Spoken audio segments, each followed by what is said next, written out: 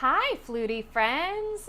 So today I want to talk about my recent experience getting a clean oil adjust on my sweet, amazing flute.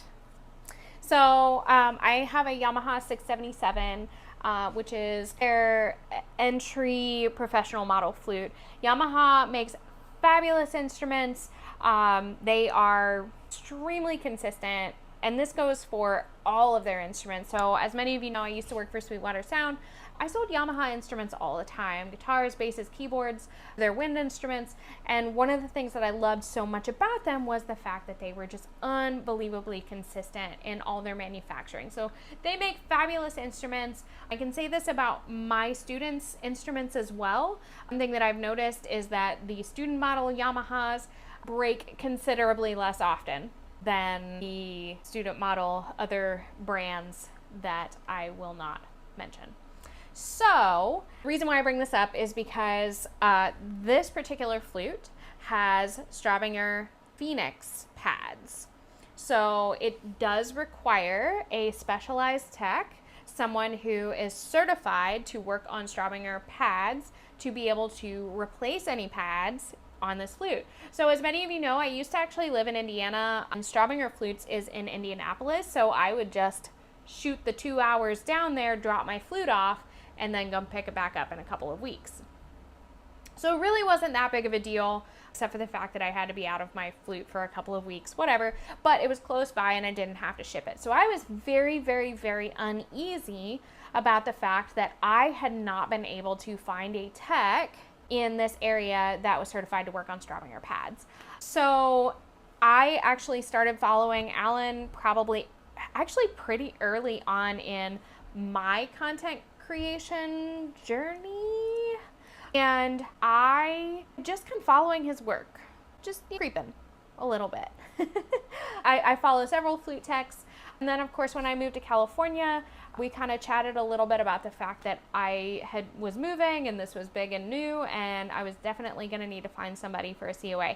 Now, he obviously lives on the other end of California, so he's way up around San Francisco, which is a hike, right, from where I'm at, and way down in Southern California. I literally can throw a rock and hit Tijuana from my house. So it's kind of a long haul. However, to me, it seemed like a better option than shipping all the way back to Stradinger and not knowing when I would ultimately get it back. So, as many of you know, my flute took a tumble a few weeks ago, and I panicked. I sent Alan a message and I said, I've got to send my flute to you. I don't know what to do. I'm so upset. And he immediately said, absolutely, no problem. Ship it. I'll get to it.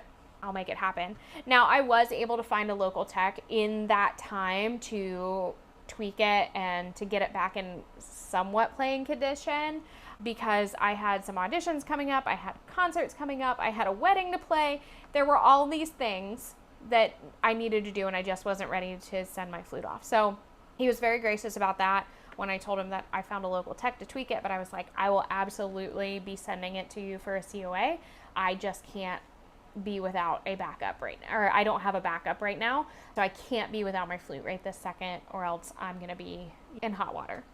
So super cool, super understanding about that, and I thought that was really cool because he didn't have to be nearly as cool about that situation, because I had told him I was gonna send him my flute and ultimately didn't.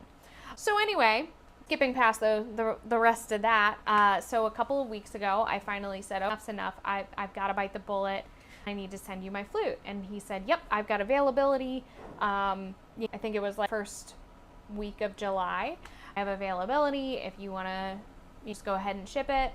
So I shipped it, FedEx, signature required. He made sure to double check with me. Now, because I worked for a large retailer, I already understand the logistics of shipping an instrument. However, I did think it was really nice that he reached out and said, hey, make sure that you send it signature required, because I don't want it sitting on my porch, which that's a big thing, guys, by the way. Like, if you are sending your flute to a tech, make sure that you send it signature required. Make sure that somebody in that home has to sign for it, because otherwise it could just get left on their front porch, and we don't want any of that. So fast forward a little bit. I ship off my flute on a Saturday. He receives it. I believe it was on a Tuesday that he received it. And he pretty much started working immediately. I was 100% based on my prior experience, was 100% expecting him to not start working on it for a week. He started working on it immediately. He did an initial evaluation. He sent me a message that basically said, and a couple of like videos and stuff just to show me what was going on, which I appreciate because I'm somebody that I need to see. I love to see things. I'm a tinkerer. I take flutes apart and put them back together. Student models, not my own. I refuse. I will. It's never going to happen. But I like to tinker with things and I like to understand. And so I'm sure that I irritated the ever-living bejesus out of him with a million questions over the course of him working on my flute. But I'm just that type of person, right? I need to know. I need to understand. And I need to know how I can do better. So he sent me a couple of videos and a couple of pictures and was like, here's what's going on. Here are the pads that I want to replace. He's like, and it did end up being a little bit extra because I believe he includes 3 pad replacements in a COA, which if you don't know what a COA is, basically he pulled my entire instrument apart, right? Cork out, entire key mechanism taken off, throws it in his little sonic bath, right? And polishes it up. This thing was dirty beforehand. If I can, I'll insert some before pictures right here. It was disgusting. It had been over a year since my last COA. So, as you can see, it's not dirty now. So he sent me a couple of pictures and basically said, I want to replace this pad, and this pad. Most of your pads are looking pretty good, but I do want to replace a couple of them because that way you're not looking at a full overhaul the next time you send it in, which I can appreciate. I would way rather pay for a couple of pads here, right? And pay for 5 or 6 or however many pads he actually replaced now, than pay for all of them to be replaced next year, right? That's no good. I don't think it'd be next year, but you know what I'm saying. The next time. If we can avoid having to pay a lump sum of an overhaul, I'm okay with that. So he replaced a couple of pads and cleaned it all up, hand polished the keys, took all of the rods apart, clean inside the rods, oiled them, and then went to work adjusting and shimming keys, which if you don't know what shimming a key is, basically you're taking, I actually have some key shims around here. Hang on one second, pad shims around here. So if you don't know what shimming is, essentially, so here's your pad for your key, right? And underneath, you'll place these little shims, and you might have to cut them and layer them in certain ways, basically to make sure that there's enough surface area contact with the tone hole, right? So it's a lot of work, right? It's not easy, and it takes a kind of precision eye that I will never, ever have. To be perfectly honest, I kind of joke about this. I just do not have the attention to detail to ever be a flute tech on that level. Things that I can do some basic repairs, and I love that kind of thing. It allows me to focus and work with my hands, and I think that's super cool. However, I'll never have it in me to be an actual flute tech. Anyway, so you take these little donut looking pieces of essentially cardstock. Some of them are made of other materials, and please correct me if I'm wrong here. You place them underneath the pad, in between the pad and the key, to level them out and make them increase the surface area, allowing more contact with the actual tone hole. So it's kind of a tedious process, and it's super cool. He actually created a whole video of him working on my flute, doing a COA on my flute. You can actually catch it right here. But he was super, super communicative through the whole thing. That's what blew me away the most, was that I was getting a message almost every day, right? Every day that my flute was actually on his bench, I was getting a message and saying, hey, here's what we're doing today. Here's what's going on. Here's what I noticed. Hey, I play tested it today. It's sounding great. It's looking great. Here were the problems that I saw. Your B flat key was in rough shape. It was never in an unkind way, right? It was always very unjudgmental, right? So I joked with him when I sent my flute off. I said, please don't judge me. My flute's in rough shape. It's been over a year since my last COA, and obviously I live at the beach. So it's probably dirtier than usual. And also I've been super busy this year. So she's gotten a lot of playtime and he needs help. And he helped, right? So long story short, we got everything taken care of. So before he started work, he actually sent me an estimate to approve. So he sent me the dollar amount estimate of what I was going to pay him for the work. I looked it over. I made sure that that aligned with what I felt like needed to happen, which of course I defer to his expertise more so than my own opinions, right? Because I do think that it's important to have someone that you trust doing this kind of work, right? And as long as I had been following Alan, this was the first time that I actually worked with him, but I've been following him and chatting with him long enough that I trusted what he was saying to me. And for good reason. He did fantastic work. So I trusted what he had to say to me, so I trusted what he wanted to do. So I approved the estimate, and the very next morning he began work, and that's when he started sending me updates and little videos here and there and saying, here's what we're working on today. Oh, look, here's your flute with all the keys off. That was such a surreal photo to get. It was just like, oh, there's my flute with all of the keys off. But she was all shiny and polished and beautiful. And then he's like, okay, I'm putting everything back together tonight, and I'm going to be shimming and repadding and doing all that work. And then come, I think, Saturday, it was, hey, I just want to actually let it sit and do some final tweaks on here over the weekend. Are you cool if I wait to ship it out until Monday? Which I 100% was. Like, that's fine. Do what you need to do. So come Monday morning, we got the invoice paid, and he got it shipped out later on that day. It arrived back to me on Wednesday, and this is what arrived. And of course I did an unboxing video of me playing it. But with that said, I do want to talk about why it's important to get a yearly COA. Again, with someone that you trust.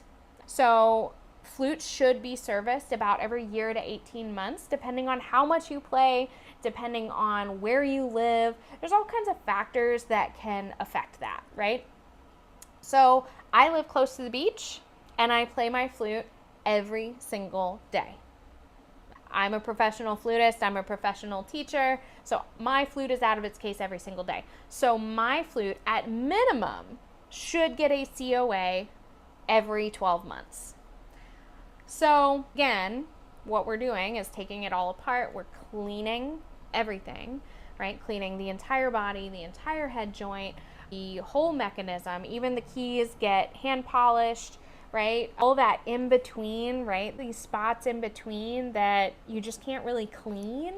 All of that gets cleaned because there's spots that without taking it apart, we just can't get to, right? So your flute is gonna get dirty. It's gonna get oxidized, right? Especially if you have a silver flute, it's gonna get oxidized, and it just needs to be cleaned in order for it to play well and last you a long time. So then again, they're also cleaning the rods and oiling the rods in the mechanism to make sure that it moves quietly and smoothly, right? There's no catches. And then, of course, we're leveling the keys. So if you notice, there's little screws. I don't know if you can see it. I don't know if I'm angling this super well, but there are little screws behind keys, right? So there's one there. And what you do with those little screws is you take a teeny tiny little screwdriver and you turn it itty bitty little teeny tiny bits left or right to raise or lower the keys. And the reason why you do this is so that you can make sure that they are, one, moving in tandem, right? Because certain keys control others, right? So you want to make sure that both of these are making contact at the same time, right? Also just reducing the friction, right? Reducing the amount of effort that we have to do to get it to seal properly. So again, it's important to get a yearly or every 18-month COA, clean oil adjust, on your flute. And again, it's important to find someone that you trust. I trusted Joel of Straubinger Flutes, and he did a fabulous job, but he's just not close enough anymore, right? I don't have the ability to go down there and I don't really want to ship my flute to Indiana. That doesn't feel good to me. And again, I've been following Alan for probably 2 years now before I ever actually worked with him, right? And for most people, maybe it wouldn't take that long to develop that trust, but for me, it did.